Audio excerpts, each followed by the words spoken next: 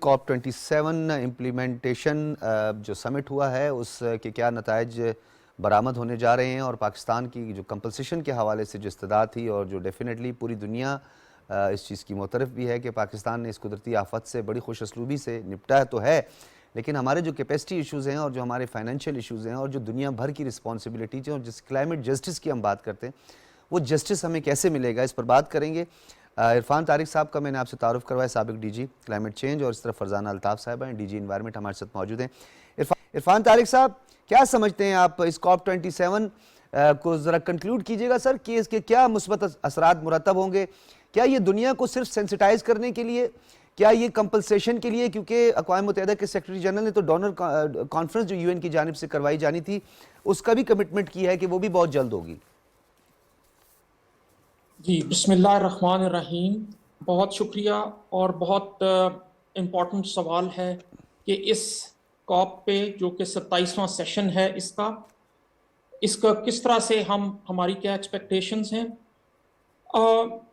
اب آپ کو پتہ ہے کہ موسمیاتی تبدیلی نے نہ صرف پاکستان کے اوپر ایک بہت منفی اثرات پیدا کیے ہیں، بلکہ آپ کو یاد ہوگا کہ اس گرمیوں کے موسم میں یورپ میں بھی ہیٹ ویو آئی، اور پورا یورپ اس چیز سے ایک دم اٹھ گیا کہ یہ ایک قسم کی آفت ان پہ کہاں سے آ گئی۔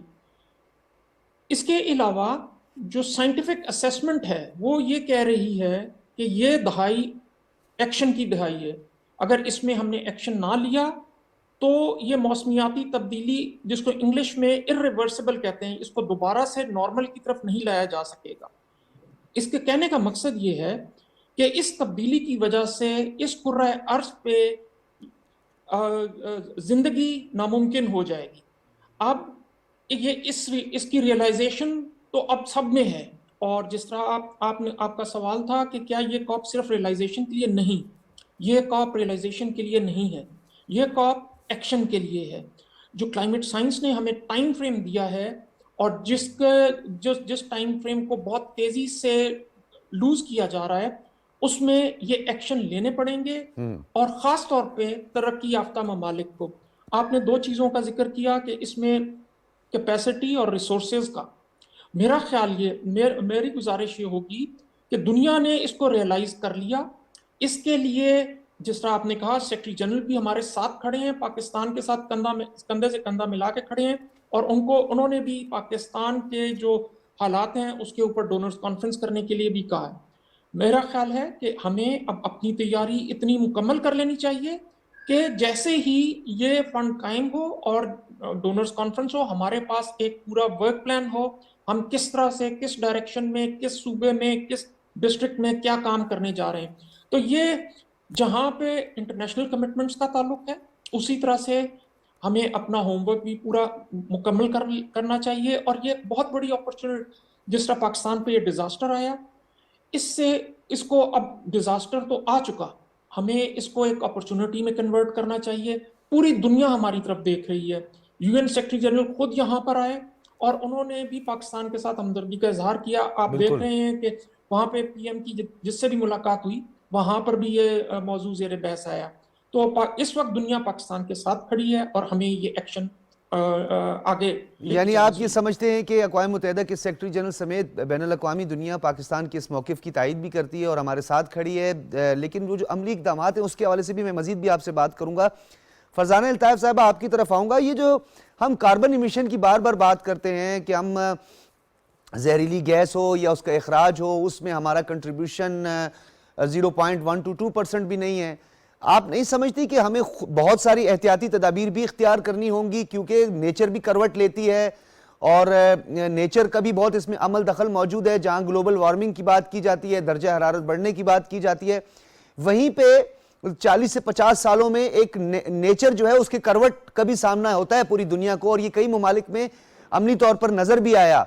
تو کیا ہم ان دونوں چیزوں کو ساتھ لے کے چلیں، کاربن ایمیشن کو کم سے کم کرنا اور انوائرمنٹ کو زیادہ سے زیادہ محفوظ کرنا، اور نیچر کے لیے جو ہمارا انفراسٹرکچر ہے، کیا اس کو دوبارہ سے ریکنسٹرکٹ یا ری بلڈ کرنے کی ضرورت نہیں سمجھتی آپ؟ سب سے پہلے تو بہت شکریہ آپ کا بخاری صاحب کہ آپ نے اس اہم موضوع پہ بات کی، اور میرے کولیگ عرفان طارق صاحب نے بھی اس پہ بات کی.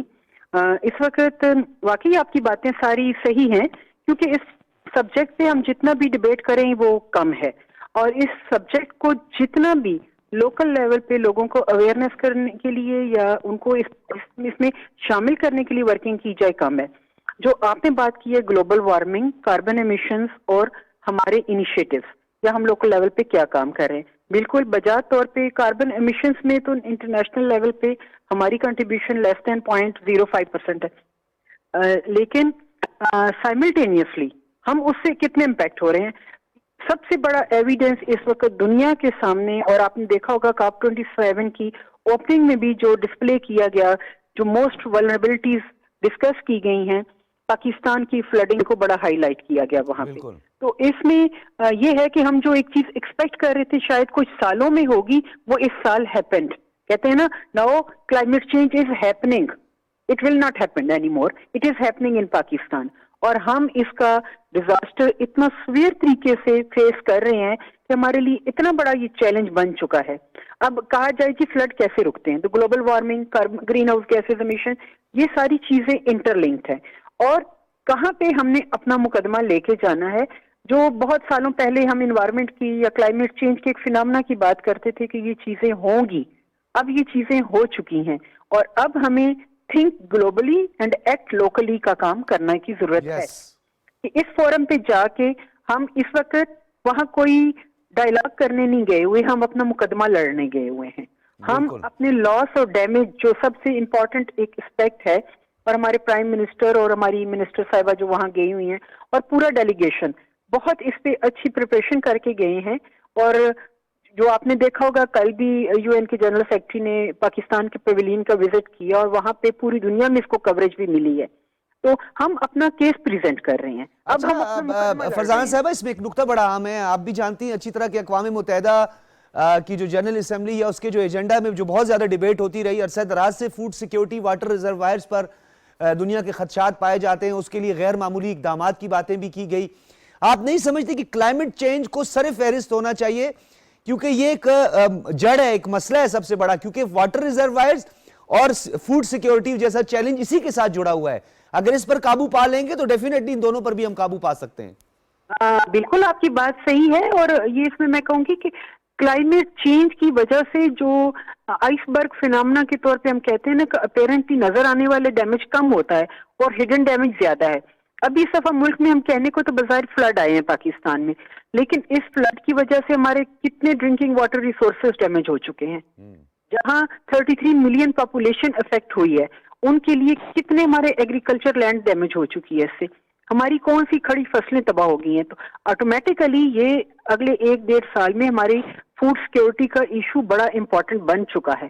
اور فوڈ اویلیبلٹی، ایگریکلچر سیکٹر ہمارا کتنا امپیکٹ ہوا ہے اس سے.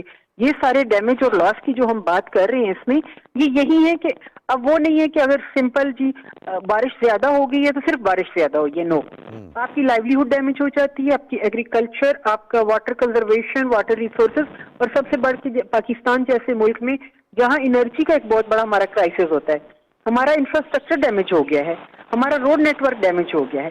تو یہ ساری چیزیں مل کے ایک ڈیولپمنٹ کا اہم فیکٹر ہوتی ہیں. اور ایک فلڈنگ سے کتنے ریسورسز ڈیمیج ہوئے ہیں، اور ان لوگوں کو ریہیبلیٹیٹ کرنے میں کتنا ٹائم ہمیں مزید درکار ہوگا، اور اس کے لیے ہمیں کیا کلائمیٹ ریزیلینٹ سٹیپ لینے ہوں گے.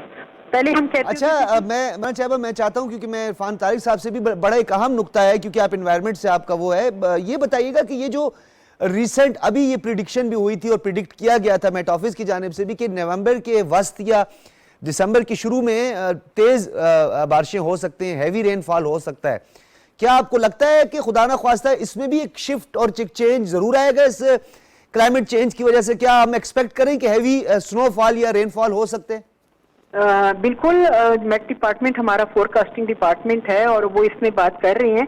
اور یہ اگر مونسون کی بارشوں کی ہم بات کریں تو اس وقت بھی فورکاسٹ میں یہ ضرور تھا کہ معمول سے زیادہ بارشیں ہوں گی، ڈیلیڈ تھا لیکن بارشیں ہوئیں.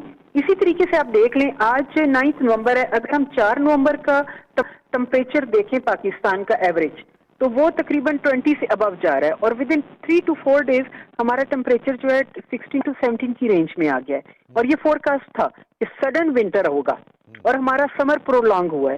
سمر پرولونگ ہونے کی وجہ سے یہ سمپل ایک امپیکٹ بارشوں کا نہیں آئے گا، ہماری فصلوں کے پکنے کی ڈیوریشن بھی چینج ہو جائیں گی. ہماری جو لائف سٹاک کے لیے فوڈ اویلیبلٹی ہے وہ امپیکٹ ہو جائے گی.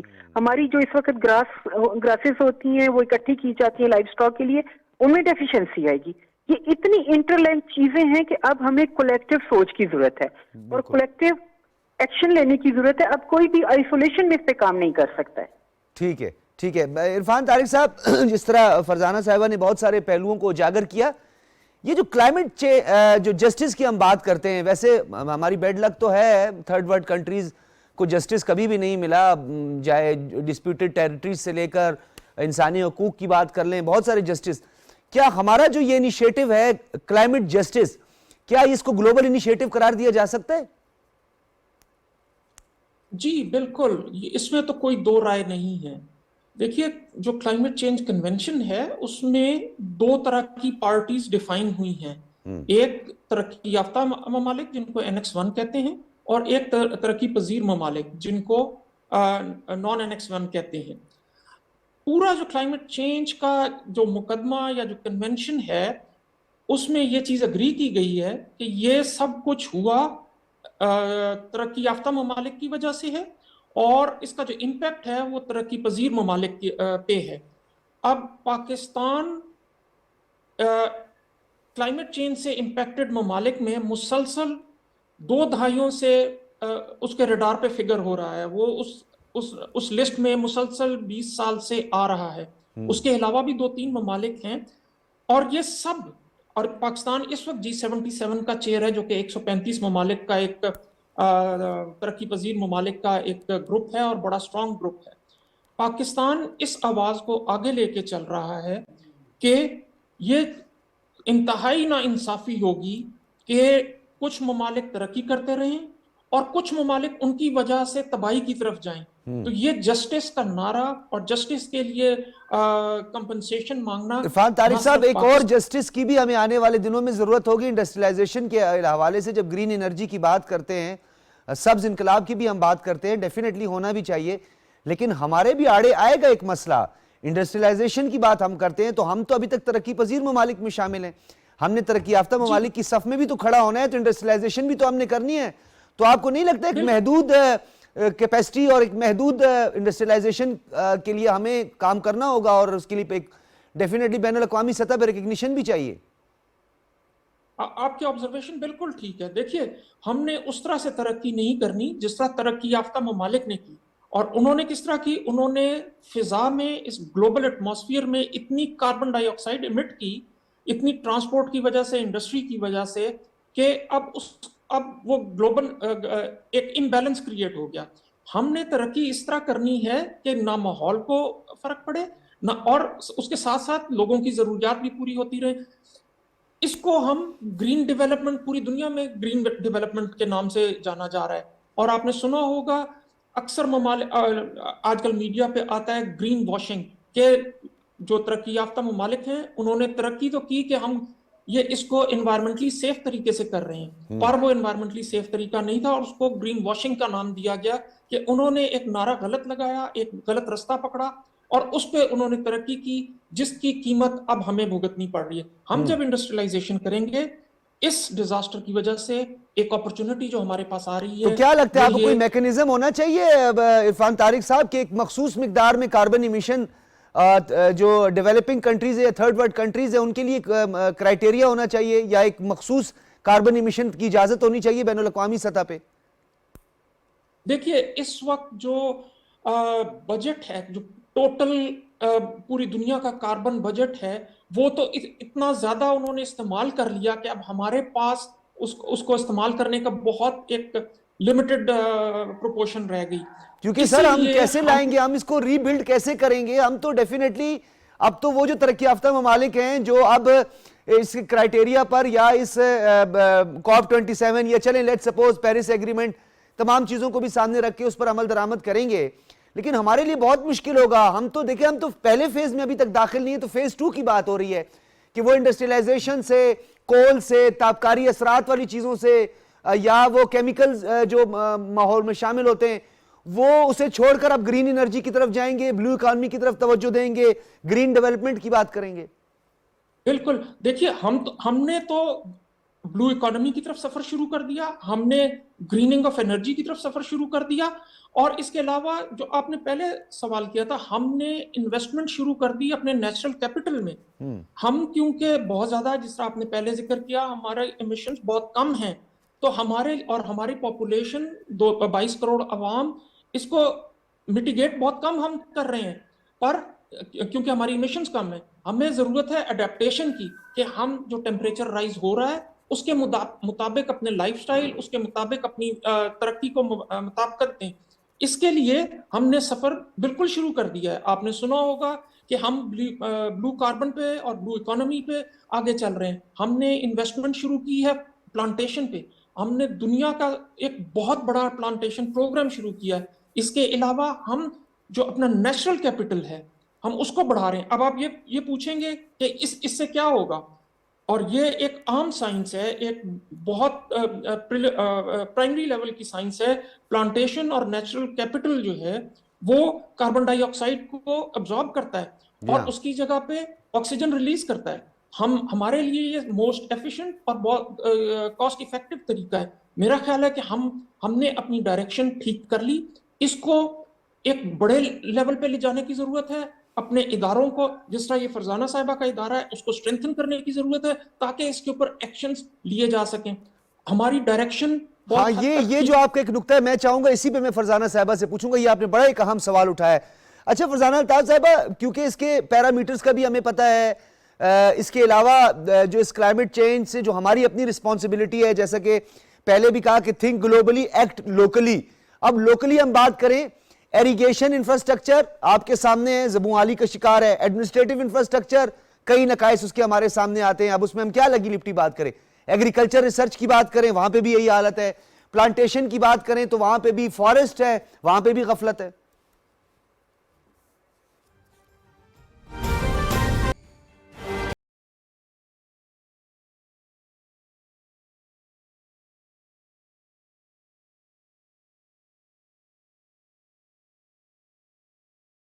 الطاف صاحبہ ڈی جی انوائرمنٹ ہمارے ساتھ موجود ہیں. فرزانہ صاحبہ، کین یو ہیئر می؟ جی بالکل.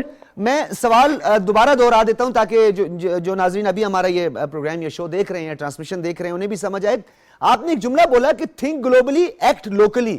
اب ایکٹ لوکلی میں ہمارا انفراسٹرکچر ہے، ایریگیشن ہے، ایگریکلچر ہے، اس کے علاوہ لائف سٹاک ہے، پلانٹیشن ہے، فارسٹ کی اپنی ذمہ داریاں ہیں، اور ہمارا انفراسٹرکچر ہے، اور جو ایڈمنسٹریٹو انفراسٹرکچر ہے. یہ تو ہمارے بہت سارے ایسے فیکٹرز ہیں جن کو ہم نے خود درست کرنا ہے. اس کے لیے تو ہمیں کوئی بین الاقوامی سطح پر کوئی نہیں آئے گا ہمارے لیے کام کرنے. بالکل بخاری صاحب، آپ کی بات بجا ہے، اور آپ نے خود ماشاءاللہ سے اتنے سیکٹر کاؤنٹ کر دیے ہیں کہ اگر میں ان کو دوبارہ دہراؤں تو ٹائم کا ضیاع ہوگا.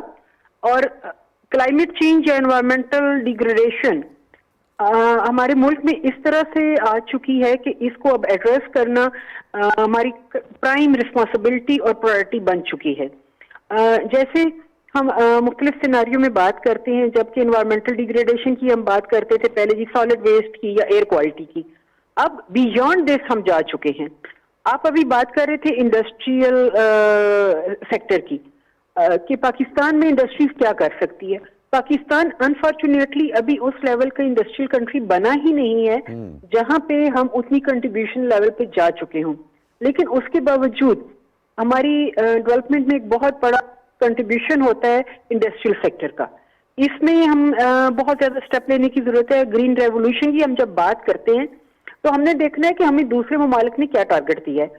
اگر ولنریبلٹی کے لحاظ سے دیکھیں یا پاپولیشن کے لحاظ سے دیکھیں تو پاکستان دنیا کے 5ویں یا 6 نمبر پہ آتا ہے، جبکہ اس سے اوپر جو کنٹری موجود ہیں، چائنا، انڈیا، پاکستان، ان کا رقبہ اور آبادی دونوں دیکھیں تو پاکستان کے لحاظ سے رقبے میں وہ بہت بڑے ممالک ہیں. پاکستان رقبے کے لحاظ سے بہت چھوٹا ملک ہے ان تینوں کنٹریز کے مقابلے میں.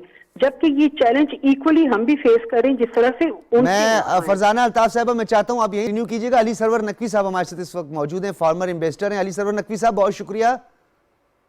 جی آپ کا سفارتی تجربہ ہمارے لیے بڑا عام ہے, ہمارے ناظرین اور ہمارے جو سامعین ہیں ان تک ہم چاہتے ہیں کہ آپ کا یہ ایکسپیرینس پہنچے.